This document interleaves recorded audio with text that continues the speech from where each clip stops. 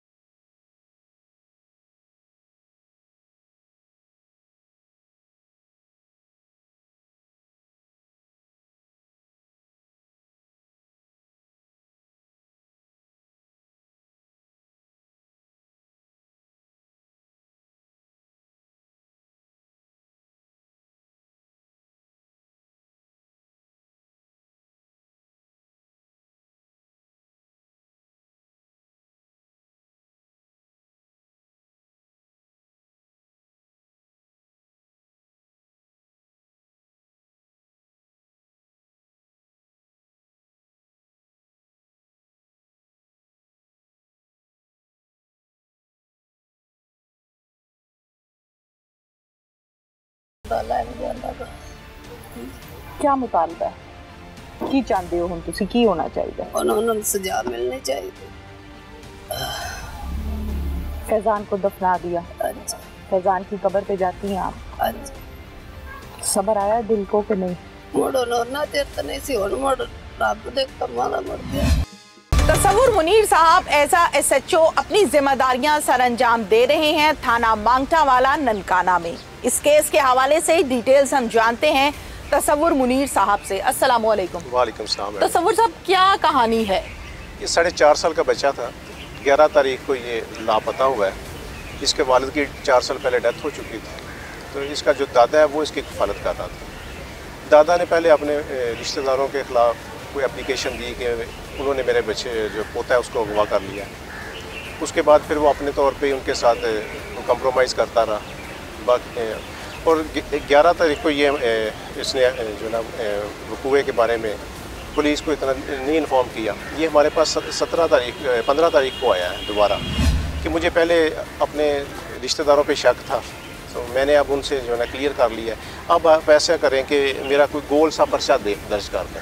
अच्छा, गोल सा पर्चा दर्ज कर दें। ये दादा कह रहे हैं अपने पोते के मुतल्लिक। और इसके साथ जो इसका बेटा था जो मेन मुलज़म है इस कत्ल का, वो भी उसके साथ मेरे पास आया। ठीक है। तो मैंने इसे पूछा कि इतने दिन हो गए आपका कोई छोटा सा बच्चा घर से गायब है, तो आप खाना खाते रहे हैं, सोते भी रहे हैं आराम से? कहते हैं हाँ। तो मैंने कहा इस तरह होता तो नहीं है जो किसी का इतना मासूम सा बच्चा जो इतने दिन घर ना आए और वो बंदा इतने सुकून से बैठा रहे। तो कहते हैं बस आप जो है ना हमारी कार भी करते हैं। अच्छा। तो मैंने फ़ौरन इसकी FIR दर्ज की, ये सोच के कि छोटा बच्चा है उसकी किसी गटर में या किसी नाले में ना गिर गया हो। ठीक है। या कोई और भी कोई संगीन वक़ूआ हो सकता है। तो FIR दर्ज करने के बाद हमने मौका मुलाजा किया, वहाँ मौका पे गए, लोगों से पता जुई की इलाके से। उन्होंने कहा वाकई इतने दिन से ना बच्चा गायब है। यानी पर्चा जो दर्ज हुआ वो अगवा का हुआ? पर्चा हमने अगवा का दर्ज किया पहले। ठीक है। तो इनके मोहल्ले से भी पता चला कि बच्चा वाकई नहीं मिल रहा काफ़ी दिनों से। ठीक है। तो फिर हमने इनकी इंटेरोगेशन की। DPO साहब ने हमारी एक स्पेशल टीम बनाई जिसमें DSP साहब, SHO, IO, हम सब मौका पे चले गए। इसकी पहले इन्होंने हमें जो जाए वकूआ दिखाई वो इन्होंने अपनी फूफी के घर में ठीक है ले गए। ठीक है। वहाँ इन्होंने कहा कि यहाँ से ये बच्चा जो है वो गायब हो गया। ओके। उसके बाद हमने कहा कि इसकी वालदा से हमें मिलाओ, तो हम खुद इसको साथ लेके इसकी वालदा के पास गए। इसकी एक छोटी बहन थी जो इस बच्चे से भी छोटी थी, वो वालदा के पास थी। दादा भी उसके यानी पास। हम ये कह सकते हैं कि 3 साल की बच्ची, क्योंकि 4.5 का तो फैजान है ना। ठीक है। वो सही तरह बात भी नहीं कर सकती, थोड़ी बहुत बात करती थी। तो दादा, इसकी वालदा और वो तीनों बैठे हुए थे।